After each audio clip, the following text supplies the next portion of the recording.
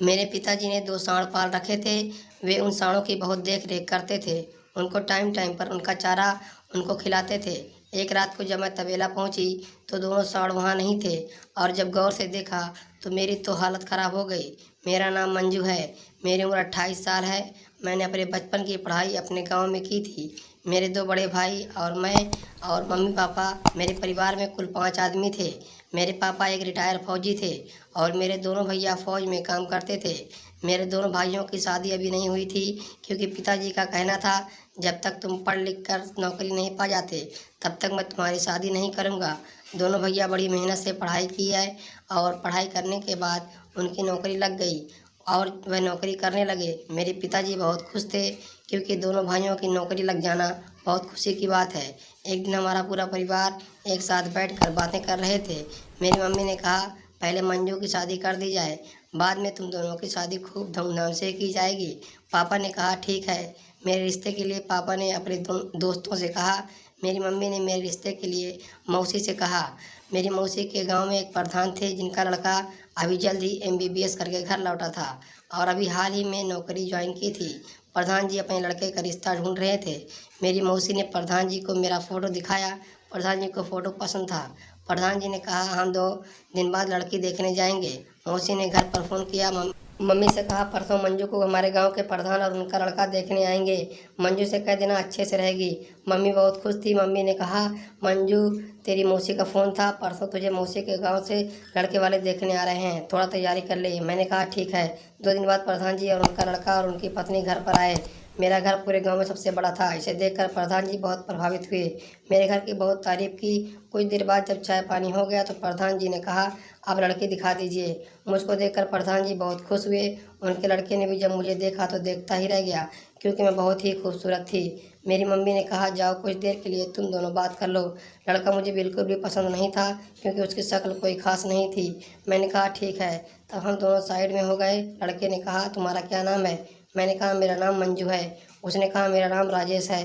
मैंने कहा, ठीक है। फिर चली आई और जाने का टाइम उन लोगों का हो गया तो प्रधान जी ने मुझे 10,000 रुपये चूड़ी पहनने को दिए। मेरे पिताजी ने प्रधान जी के लड़के को 20,000 दिए।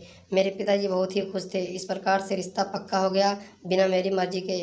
मम्मी पापा के खुशहाल चेहरे को दुखी नहीं देख सकती थी।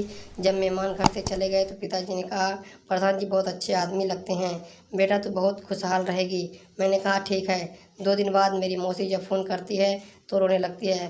कहते हैं कि प्रधान जी ने कहा है हम रिश्ता नहीं कर पाएंगे। पिताजी बहुत दुखी होते हैं। पूरे घर में सब दुखी हो जाते हैं लेकिन मैं अंदर से बहुत ही खुश थी। एक हफ्ते बाद मेरे पिताजी के एक दोस्त घर पर आए और मेरे रिश्ते की बात करने लगे। उन्होंने कहा, मेरे साले का एक लड़का है जो अध्यापक है, अगर कहें तो मैं बात करूं। पिताजी ने कहा, ठीक है, सब बात करिए। उन्होंने बेटी का एक फ़ोटो दे दिया। मम्मी ने एक फ़ोटो दिया। मेरे पिता के दोस्त ने फ़ोन करके बताया, मंजू को देखने आ रहे हैं। पिताजी ने कहा, ठीक है। मेहमान आ गए। सब ने मुझे पसंद किया। लड़के की माँ ने मुझे 5,000 दिए, बदले में पिताजी ने 10,000 दिए। रिश्ता पक्का हो गया। फिर 2 दिन बाद फ़ोन आया कि रिश्ता मंजूर नहीं है। मेरे पिताजी बहुत घबरा गए। मैंने कहा, पिताजी आप बिल्कुल ना घबराएं। तो बाहर चले गए। एक दिन बाजार शॉपिंग करने गई थी। मैं मॉल में थी कि अचानक एक आदमी मेरा पर्स लेकर भागने लगा। मैंने ज़ोर ज़ोर से चिल्लाने लगी। तब एक लड़का उस आदमी को दौड़ाकर पकड़ लाया और कहा, चलो इससे माफ़ी मांगो। उस आदमी ने मेरा पर्स दिया और चला गया। जब मैं मॉल में शॉपिंग कर चुकी और पेमेंट करने गई तो वहाँ वही लड़का था जिसने मेरा पर्स बचाया था। उसने कहा, मैडम 1550 रुपये मैंने दिए। और लड़का बहुत ही हैंडसम था। उस पर मेरा दिल आ गया। मैंने कहा, आप अपना नंबर मुझे दे दीजिए क्योंकि मैंने जो सामान लिया है अगर ख़राब निकल गया तो मैं फ़ोन करूँगी तो बदल देना। उसने कहा, ठीक है। एक दिन रात को मैंने उसके नंबर पर मिस्ड कॉल मारी तो उधर से फ़ोन आया, हेलो कौन, हेलो कौन। 2 बार 3 बार उसने ऐसा कहा। उसकी आवाज़ में बहुत मिठास थी। उसने फ़ोन रख दिया और मैंने मिस्ड कॉल मारी तो उसने फ़ोन नहीं किया। फिर मैंने मिस्ड कॉल मारी, फिर उसने फ़ोन किया, हेलो कौन। 3-4 बार उसने ऐसा कहा। फिर मैंने कुछ नहीं बोला। उसने फिर अपना फ़ोन स्विच ऑफ कर लिया। अगली रात को फिर मैंने मिस्ड कॉल मारी तो उसने फ़ोन किया, पूछा, कौन बोल रही हो। मैंने कहा, तुमको कैसे मालूम कि मैं लड़की हूँ। तो उसने कहा, मिस्ड कॉल मारकर चुप हो जाना लड़कियों का काम है, ऐसा लड़कियाँ करती हैं। मैंने कहा, और सुनाओ। उसने कहा, तुम कौन हो पहले तुम बताओगी तभी मैं बात करूँगा। मैंने कहा, आप बता लगाओ मैं कौन हूँ। उसने तुरंत कहा, तुम वही हो जो मॉल में मिली थी। मैंने कहा, कैसे। तो उसने कहा तुम्हारी आवाज़ मुझे तुरंत समझ में आ गई। इस तरह से हमारी बातचीत चालू हो गई। एक दिन हमारे घर मेरे पिताजी के दोस्त सुनील चाचा घर आए। उन्होंने कहा अगर आप बुरा मत माने तो मैं आपकी बेटी को अपना बहू बना सकता हूँ। मेरे पिताजी ने कहा तुम्हारा बेटा क्या करता है? उन्होंने कहा मेरा बेटा एक बहुत बड़े माल का मालिक है जिसका एक दिन का टर्नओवर 50,000 है। मेरे पिताजी ने कहा मुझे पहले तुम अपने बेटे को दिखा दो और एक बार उससे मिलवा दो। सुनील ने कहा ठीक है। मेरे पिताजी ने कहा मंजू तुम भी साथ में चलोगी, लेकिन तुम अपने मुंह पर मास्क लगा लेना ताकि लड़का तुमको जान ना पाए और तुम लड़के को देख लो। मैंने कहा ठीक है। पिताजी मुझको लिवा करके माल पहुँचे तो मैं बहुत खुश हो गई। मैं समझ गई यह वही लड़का होगा। उसके बाद पापा अंदर गए और सुनील चाचा ने अपने लड़के से मिलवाया। वही लड़का था जिसे मैं बेहद प्यार करती थी। मैं बहुत ही खुश थी क्योंकि मेरे पसंद का लड़का था। पापा ने कहा लड़का कैसा है? मैंने कहा पिताजी आप बताइए लड़का कैसा है? पिताजी ने कहा बेटा मैं सुनील को बहुत अच्छे से जानता हूँ, वह बहुत अच्छा इंसान नहीं है। मैंने कहा लड़के के बारे में क्या ख्याल है? पिताजी ने कहा लड़का ठीक है। तब मैंने कहा पिताजी सब ठीक है, पता नहीं पिताजी सुनील से क्यों घबराते थे। फिर मेरी शादी पक्की हो गई, शादी की तारीख तय हो गई और फिर मेरी शादी हो गई।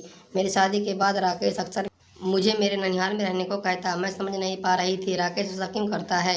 एक दिन मैंने राकेश से पूछा तुम ऐसा क्यों करते हो, मुझे अपने घर क्यों नहीं रखते? तो उन्होंने कहा तुम्हारी मम्मी बूढ़ी हो चुकी है और तुम्हारे घर पर उनके अलावा कोई खाना बनाने वाला नहीं है, इसलिए जब तक तुम्हारे भाइयों की शादी नहीं हो जाती तब तक ज़्यादा दिन तुम अपने ननिहाल में रहोगी। मैंने सुना तो मुझे अच्छा लगा। राकेश मेरे बारे में और मेरे परिवार के बारे में अच्छा सोचता है, लेकिन सुनील चाचा भी अक्सर मेरे घर आया जाया करते थे। पापा के पास बहुत ज़्यादा ज़मीन और 2-3 बंगले थे। अक्सर सुनील चाचा मेरे पिता की जद्दत के बारे में बातें करते थे। एक दिन मेरे 2 भाई मेरे घर पर थे। सुनील चाचा मेरे घर आए और दोनों भाइयों की बहुत तारीफ़ करते थे। सुनील चाचा बहुत मीठा बोलते थे, लेकिन मेरे पिताजी को वह बिल्कुल नहीं भाते थे। एक दिन मैं किचन में खाना बना रही थी कि अचानक मेरे पैर में 2 बड़े बड़े चूहे आकर काट लेते हैं, जिससे गुस्सा होकर मेरे पिताजी उन चूहों को मार देते हैं। अगले दिन फ़ोन आता है कि आपके दोनों बेटे बॉर्डर पर से गायब हो गए हैं। ये सुनकर मेरे पिताजी बहुत गमगीन हो जाते हैं, पूरा घर मातम छा जाता है। सुनील चाचा आते हैं, उनके चेहरे पर थोड़ा भी गम नहीं था, ऐसा लगता था कि उनको खुशी हो रही है। एक दिन मेरे पिताजी किसी काम से शहर जा रहे थे। रास्ते में बहुत जाम था तो ड्राइवर ने कहा मैं एक शॉर्टकट रास्ता जानता हूँ, चलो हम उससे चलते हैं। जब दूसरे रास्ते से चलने लगे तो रास्ते में एक जंगल में 2 सांड बहुत दयनीय अवस्था में थे। पिताजी ने कहा गाड़ी रोको। ड्राइवर ने गाड़ी रोकी तो उन्होंने कहा मुझे उतार दो, कुछ ज़रूरी काम है, मैं वापस घर जा रहा हूँ। ड्राइवर ने उनको छोड़कर चला गया। मेरे पिताजी एक पिकअप से दोनों सांडों को घर ले आते हैं और उनको बड़े प्यार से पालते हैं। एक दिन जब मैं रात में तबेले में गई तो पिताजी सांड को बैठकर सहला रहे थे और रो रहे थे। मैंने पिताजी से पूछा कि आप क्यों रो रहे हैं? तो पिताजी ने बताया यह दोनों जो हैं तुम्हारे भाई हैं, एक कांड में चूहे को मारने की वजह से यह सांड बन गए हैं। जो दोनों चूहे थे वह कर्तव्य चूहे थे, उन चूहों पर कर्तव्य था। मैंने एक रात सपने में देखा था कि जंगल में तुमको 2 सांड दिखाई देंगे, वह तुम्हारे बेटे होंगे। जब मैंने देखा तो सब ऐसा ही था। सपने में मुझे यह भी बताया गया था कि अगर 1000 आदमियों को अपने हाथ से खाना खिला दो तो मेरे दोनों लड़के पहले जैसे हो जाएंगे। मैंने कहा पिताजी खिला दीजिए ना। पिताजी ने कहा बेटा कैसे संभव है, मैं कैसे आदमियों को अपने हाथों से खाना खिला पाऊँगा? तो मैंने कहा पिताजी हमारे गांव में से दूर 5 किलोमीटर एक गुरुद्वारा है जहां बहुत सारे लोग खाना खाते हैं, आप वहां जाइए, उनसे कहिए तो ज़रूर कुछ हल निकलेगा। पिताजी वहां गए, 1000 आदमियों का खाना अपने हाथ से लगाकर चले आए। फिर क्या देखते हैं दोनों सांड सही हो गए। दोनों बेटे अब सामने थे। पिताजी ने कहा यह बात अपनी मम्मी से मत बताना। मैंने कहा ठीक है, मगर यह तो बता दीजिए यह सब किसने किया? पिताजी ने कहा यह काम सुनील का है, उसने कर्तव्य चूहों को लाकर हमारे घर में छोड़ा था, उसको हमारी जायदाद का लालच था। मैंने कहा पिताजी अब मैं राकेश से तलाक लेने जा रही हूँ। पिताजी ने कहा जैसे तुम्हारी मर्जी। मैंने राकेश से तलाक ले लिया और प्रधान जी के बेटे से मेरी शादी हो गई और राकेश का जो माल था इनकम टैक्स की रेट पड़ने की वजह से माल बर्बाद हो गया और सुनील भिखारियों की ज़िंदगी जीने लगा। दोस्तों चैनल को सब्सक्राइब करना ना भूलें।